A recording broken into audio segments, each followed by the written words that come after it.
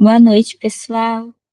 Para quem não me conhece, eu sou a Carol, eu sou psicóloga e orientadora familiar, e já tem aí um tempinho, né, que a gente vem trabalhando algumas aulas disponíveis lá no YouTube, que eu dou inicialmente no Google Meet, gravo e coloco lá no YouTube para vocês, tá.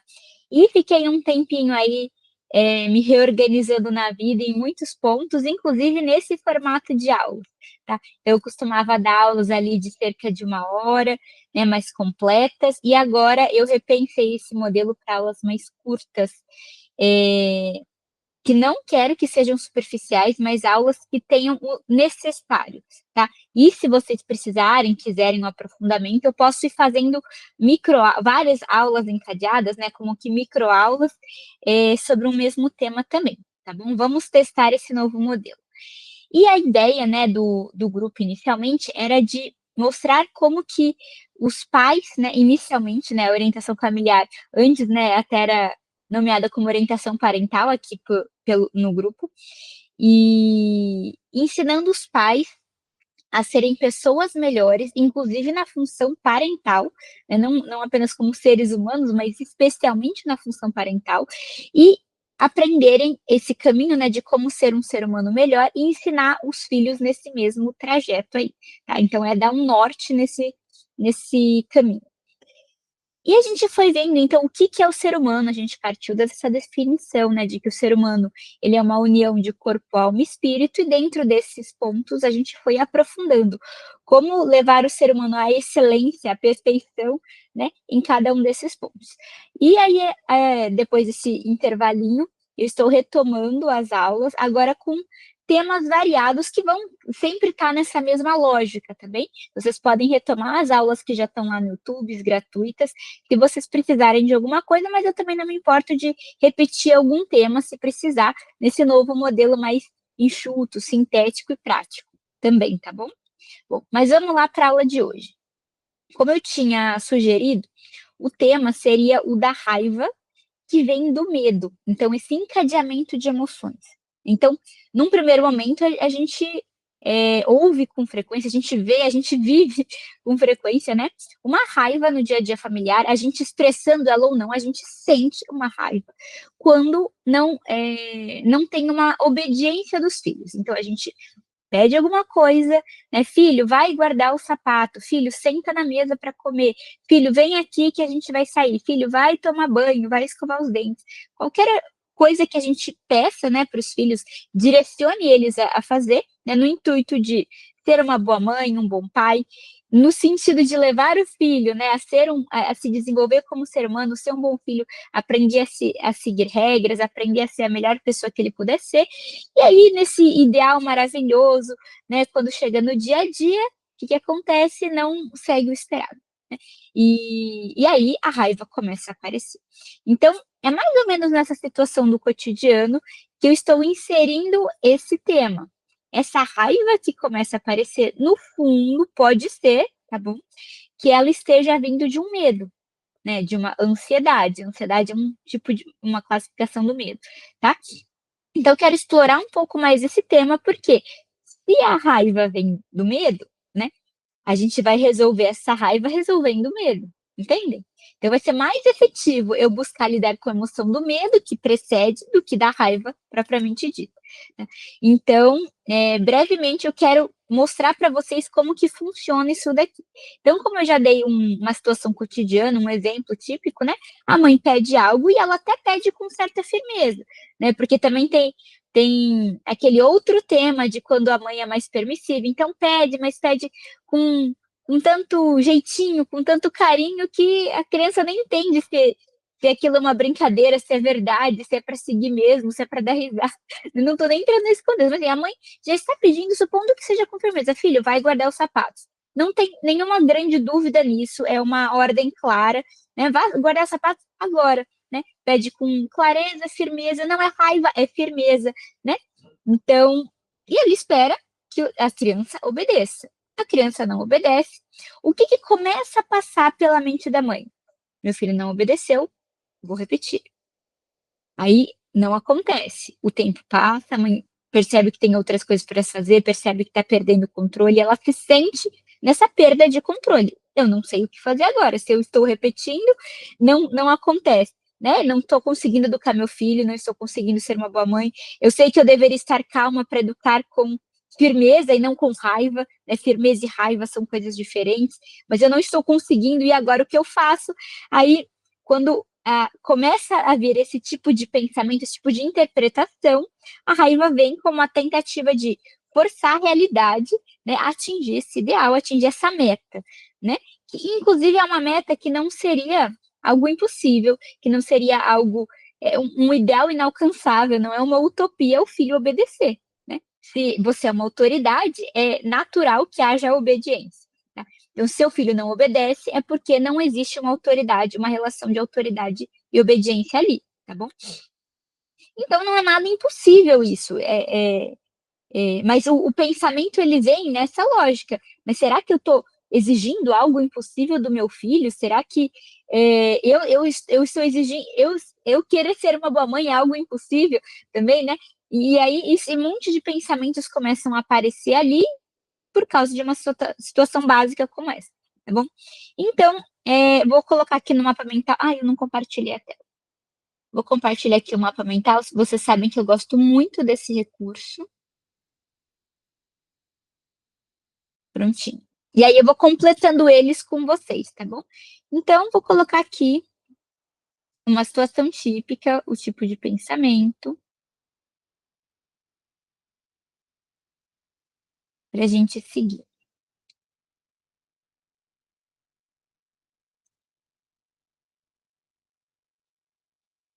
Então, esse é o primeiro ponto. Foi o exemplo que eu dei.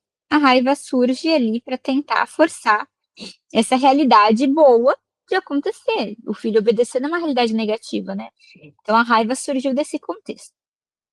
E o que a gente precisa entender? Como que exatamente o medo está aparecendo aí, tá bom? Que é esse segundo ponto aqui. Então, o que a gente vai entender? Essa cadeia. Situação, exatamente. A criança está desobedecendo. Pensamento da mãe. Eu estou falhando, eu não sei o que fazer. A emoção que vem, estou com medo, né? Inicialmente, né? Até então ela não estava com raiva. Espera, eu estou fracassando, eu não estou sendo uma boa mãe, eu estou perdendo o controle. E agora o que eu faço? Nessa dúvida, essa situação, não sei o que fazer, não sei o que está vindo daí, é uma situação de ansiedade, né? Quando a gente fala assim, nossa, vou dar uma palestra, vou num lugar novo amanhã, vou começar um novo emprego, vou conhecer novas pessoas, gera uma ansiedade porque você não conhece. Então, quando o filho desobedece, é como se não tivesse, de certa forma, previsto. O que é isso? O que eu faço diante disso? Eu não sei o que fazer diante disso. Eu não sei por que ele está desobedecendo. Esse desconhecido causa medo. Tá? É uma característica do medo. Daqui a pouquinho a gente vai entender brevemente como funciona a emoção do medo, qual que é a lógica, tá bom? Então, situação, pensamento, qual que é a emoção primária ali? O medo. Medo de fracassar, de perder o controle, de não ser uma boa mãe. Aí, o que vem em seguida? Encadeado, é uma resposta emocional secundária. Primeiro veio o medo, secundariamente, a raiva. Não está funcionando, mas tem que funcionar. Aí vem o outro pensando, tem que funcionar. A realidade tem que se encaixar aí, raiva, meio que forçando a situação. Qual que é o impulso da raiva, né? Que daí a outra emoção tem outra lógica. Vou gritar, vou ameaçar, vou forçar a criança, né? Ou posso começar a reclamar também, né? Aí eu saio de mim e muitas vezes depois vem outra emoção, né? Uma tristeza, né? De arrependimento por tudo ali que aconteceu. É uma tristeza por se ver não sendo uma boa mãe, uma tristeza por achar que seu filho não é bom também, uma tristeza por ter agido com raiva, né, e arrependida, e não sou o ideal de mãe que eu gostaria de ser, enfim. Então vem até outras emoções em seguida, mas eu quero focar nessa raiva que vem do medo, tá bom? Então, quando a gente olha a raiva em si, ela não é tão negativa quanto possa parecer. Por quê? Ela está tentando proteger uma coisa importante, que é a mãe de ser uma boa mãe, que é uma coisa, um ideal, é um objetivo, é muito bonito, muito bom, né? A ordem da casa, o filho aprender a seguir ordens, né? A obediência, que é uma virtude, inclusive, a paz na família, a harmonia familiar. Então, olha quanta coisa boa vem daí. Então, a raiva tá vindo porque ela quer porque a pessoa quer, a mãe quer, o pai quer que isso tudo aconteça, né? Então olha quanta coisa está acontecendo aí, né. Então agora vamos entender brevemente como que funciona o medo. O medo, como eu já citei aqui um pouquinho, ele está antecipando que tem uma ameaça. O que que é uma ameaça? Uma coisa que vai me causar algum mal ou causar algum mal em alguma pessoa que eu amo, alguma pessoa próxima, tá. Seja essa uma ameaça real ou simbólica, tá bom? Eu estou interpretando que existe uma ameaça. O pensamento típico de quando uma pessoa sente qualquer tipo de medo é: alguma coisa vai dar errado aqui e eu não vou dar conta, eu não vou saber como lidar com isso, tá. Então o medo vem daí. Então eu estou numa floresta, surge uma cobra, eu não sei se ela vai me picar, eu não sei se ela vai picar alguém, foge. Você nem pensa 2 vezes, você sai correndo. Parece um leão, um urso. Eu estou dando um exemplo esdrúxulo para vocês entenderem, o medo é disso daí, né. Apareceu um ladrão na minha casa, né, eu atravessei a rua, de repente eu vi o carro, não tinha percebido, né. E agora, será que eu vou morrer? Será que eu vou me machucar? O que que será que vai acontecer? Essa dúvida, tá bom? Então o medo vem desse contexto. E quando a gente está no dia a dia com a criança, de certa forma vem esse medo também, uma certa ansiedade, né. Alguma coisa está dando errado e eu não vou saber como lidar. E a resposta fisiológica do medo costuma ser uma tensão, taquicardia, né, uma sensação de alerta, né. Podem perceber, se vocês conseguirem no dia a dia, quando a criança começa a desobedecer, se isso não começa a passar por vocês, esse tipo de pensamento, esse tipo de resposta fisiológica, tá bom? E o impulso: "Nossa, eu quero me enfiar a cabeça em algum lugar, não acredito que isso está acontecendo comigo", ainda mais se for em público, vem até uma vergonha, né. Ou querer controlar o ambiente, se eu estou perdendo o controle, eu vou querer controlar, tá bom? Então, é mais ou menos assim como o medo funciona. Deixa eu colocar aqui para vocês também. Que bem brevemente, tá bom? Daria para a gente aprofundar o tema do medo, se vocês quiserem também. Bom, dado que o medo funciona assim e a raiz da raiva é o medo, como que a gente resolve pela raiz? Enfrentando o medo, tá? E como que a gente enfrenta o medo? Se o medo aqui tá vindo de eu não conhecer o que está acontecendo, de eu não saber como lidar com a desobediência da criança, eu vou resolver sabendo lidar com a desobediência de uma criança, tá bom? Aí seria interessante, né, conhecer a faixa etária, né, assim, quanto mais específico melhor. A primeira infância costuma ter um certo padrão de como você age, que é diferente de como você vai lidar com um adolescente desobedecendo, um filho adulto desobedecendo. Não que entre exatamente nesse contexto, mas assim, como você maneja uma relação entre pares e que um chefe e um liderado, por exemplo, os 2 são adultos, mas você espera uma obediência ali, né. Mas aqui eu estou falando especificamente do contexto familiar, e a gente geralmente está ali pensando no contexto de primeira infância. E mesmo dentro da primeira infância, a gente consegue até fazer uma certa divisão, né. As crianças de 1 aninho e pouco estão aprendendo ainda a realidade, a gente tem que ensinar hábitos. Quando começa ali a linguagem a se estruturar melhor, lá pelos 2 anos, a gente já consegue pensar em outros pontos. Com 4 anos, né, que a razão já está dando uma despontada, outro ponto. Dos 4 aos 6, que já está chegando ali na idade da razão, outro ponto. Idade da razão para cima, daí já é segunda infância, né. Mas enfim, só estou dando um panorama, mas eu vou dar um modelinho que serviria para qualquer faixa etária, em certo, sentido, qualquer faixa etária dentro da primeira infância, tá bom? Enfim, então como eu estava falando, a gente vai resolver a raiva lidando com a raiz que é o medo, e o medo a gente lida conhecendo melhor aquilo que até então está desconhecido. O que que nós pais, o que que vocês pais estão desconhecendo? Como eu lido com um filho que desobedece? Eu tenho que esperar? Eu tenho que repetir 10 vezes? É o disco riscado? Que é uma técnica que existe até dentro da terapia, né, na terapia que eu aplico tem uma técnica com esse nome, né, disco riscado. Com a criança eu faço assim mesmo? Com autoridade é o mesmo exemplo que eu uso na terapia, né. E aí, eu faço igual que nem eu faço com o meu funcionário do trabalho? Eu comparo meu filho com o funcionário do trabalho? E agora, como que eu raciocino? Né, até mesmo fora da situação, se perguntar para os pais, existe essa dúvida. Então vamos primeiro, estando calmos, fora da situação, entender a lógica da obediência minimamente, tá bom? Para quando chegar na situação, a gente ter bem concretamente, mesmo que dê um certo branco, a gente ter uma noção mais clara do que tem que acontecer ali, tá bom? Então, qual que é o conhecimento que a gente precisa ter, de autoridade e obediência, especialmente na primeira infância. Os pais, eles têm uma relação precisam ter uma relação de autoridade, eles estão numa hierarquia, estão mais altos e os filhos estão mais baixos.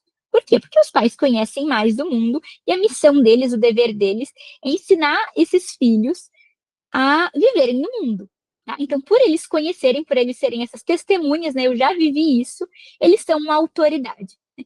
Uma pessoa que é uma autoridade em qualquer coisa, ela conhece daquilo mais do que outras, né. Então os pais, teoricamente, conhecem mais sobre a vida do que os filhos, logo eles vão ensinar de tudo, né, desde como come, como fala, como anda, como se mexe, como se comporta socialmente, né, enfim, como falar, não só falar, mas falar corretamente, como falar nesse contexto e falar no outro, como obedecer regras, né, isso é importante obedecer regras sociais e em certos ambientes, faz assim, na quadra pode gritar, mas no meio de uma aula não, né. Então, tudo que, né, que a criança vai aprender e ela nasce não sabendo praticamente nada, né, a não ser alguns reflexos ali, e isso vai sendo desenvolvido, tá bom? Ela tem sim uma base de, como a gente falou nas aulas de corpo, alma e espírito, né?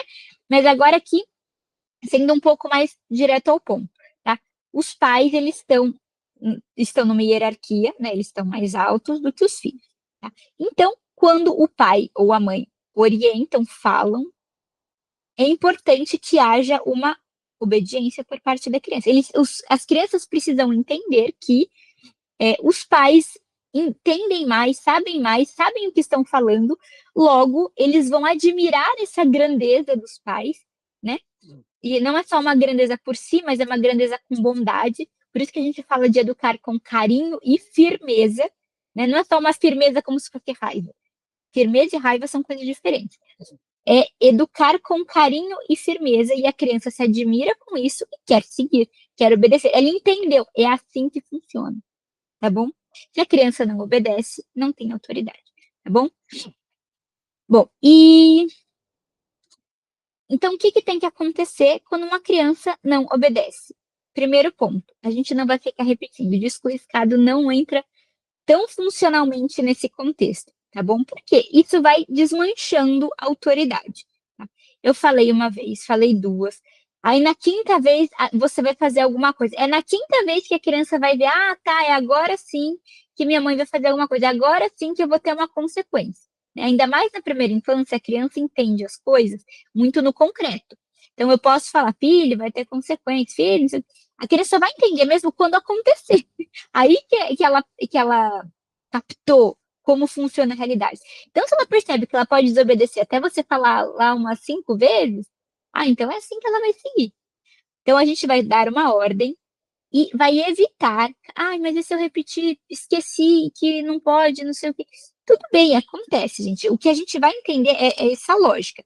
A gente vai falar uma vez e a criança vai aprender a obedecer nessa uma vez, nessa primeira vez, tá. Ou seja, se eu falo e a criança não obedece, e agora? Ao invés de você dar um grande sermão, ficar nervoso, achar que você não é uma boa mãe, um bom pai, você vai até lá, aí você vai chamar de certa forma a atenção nele. Você pode, por exemplo, colocar a mão no ombro.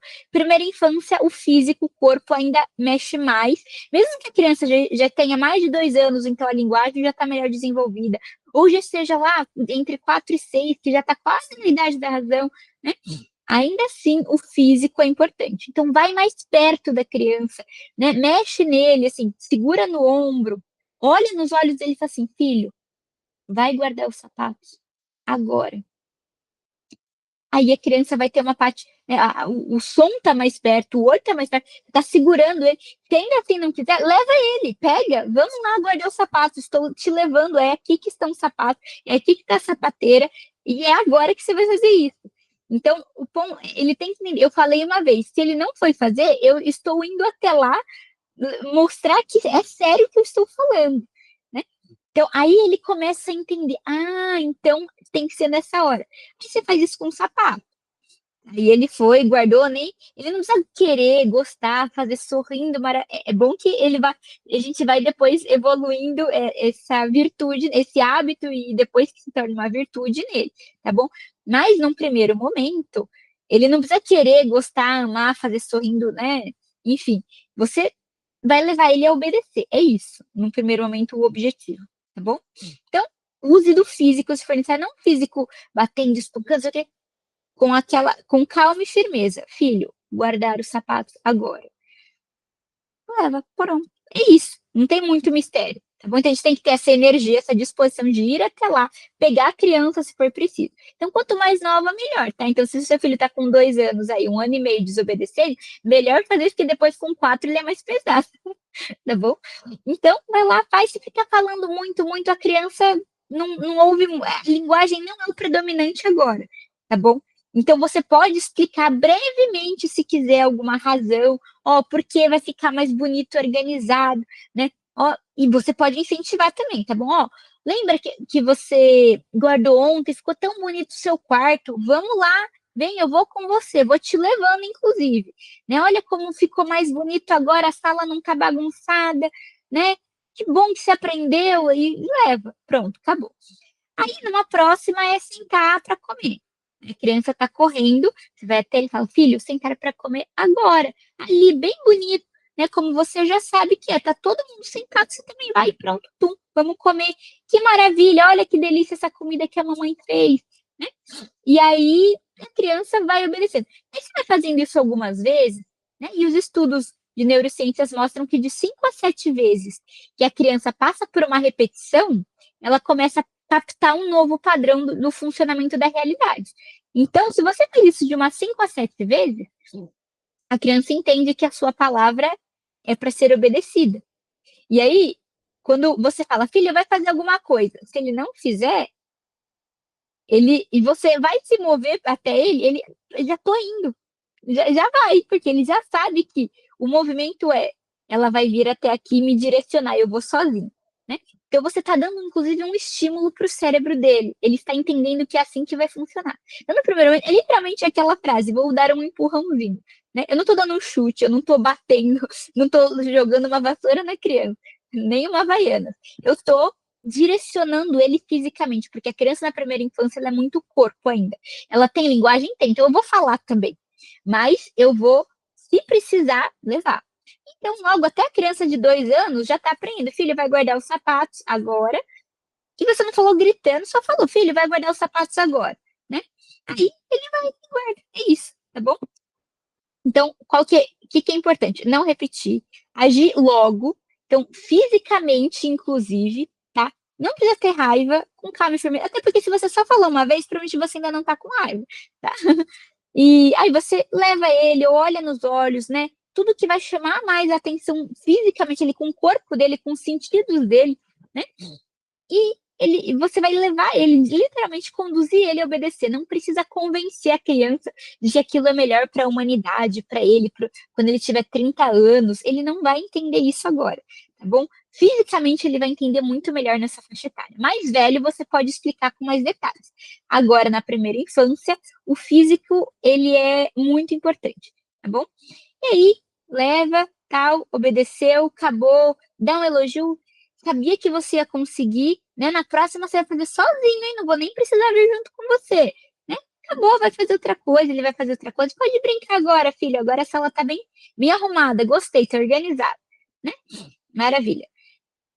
Até aí, deu para entender a lógica da coisa? Vão ter detalhes, "Ah, mas e se ele se jogar no chão, se ele espernear?" Aí é outra aula que a gente pode dar, porque essa daqui eu queria que fosse mais sintética, mas dando uma pinceladinha. A criança ela precisa aprender que ela até pode ficar brava, mas ela precisa obedecer. Ficar bravo é uma emoção, ela tá com raiva também, assim como você teria ficado se ele tivesse continuado desobedecendo, né. Então, é uma emoção, é natural, é uma reação, ainda mais se você tem dificuldade de ter regulação emocional já sendo adulto, imagina a criança ali de 2 anos, 4 anos, enfim, né. Então isso vai acontecer, é natural, né, e aí eu posso depois, mais pra frente, dar outra aula sobre como ajudar mais diretamente nessa regulação emocional na primeira infância, com essa mesma lógica, tá bom? Primeira infância, mais fisicamente, a gente vai dando esse contorno, que é um estímulo, inclusive, para o cérebro dela se desenvolver melhor, se adaptando à realidade, como a gente quer que aconteça, tá bom?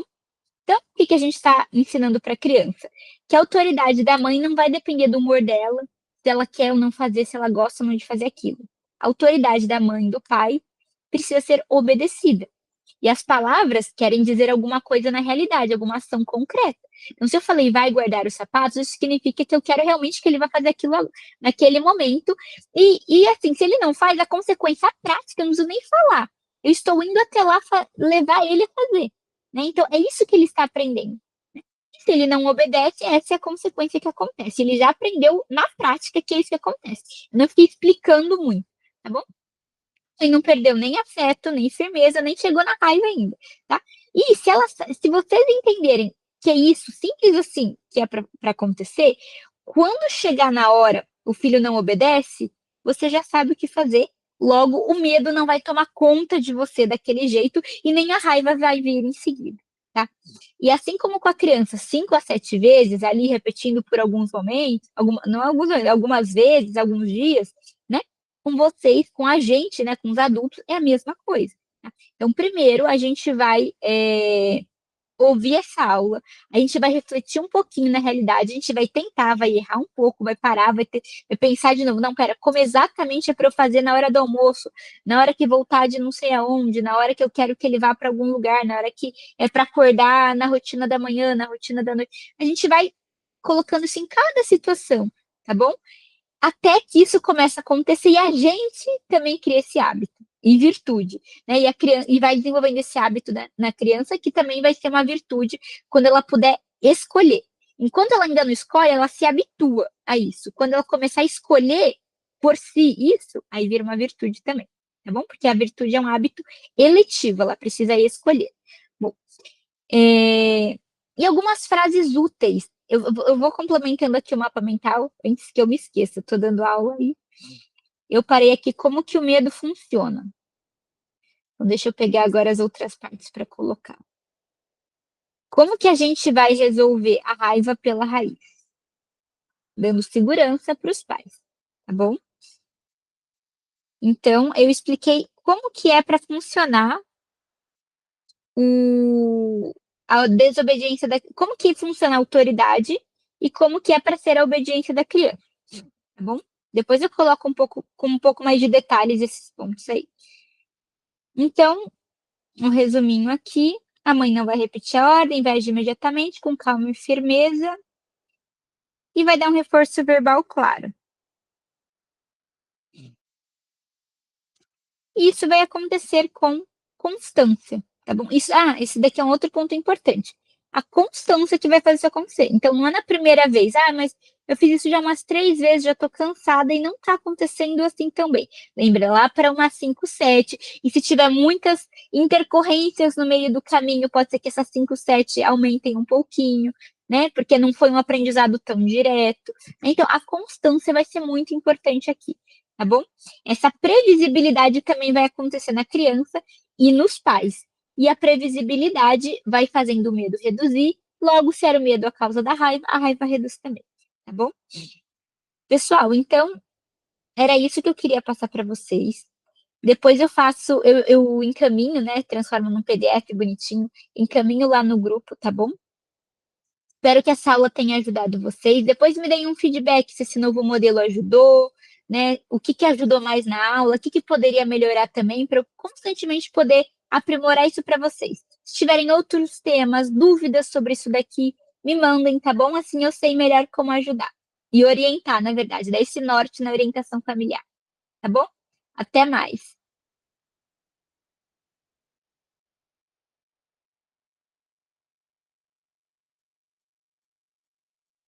Eu tenho que parar a gravação.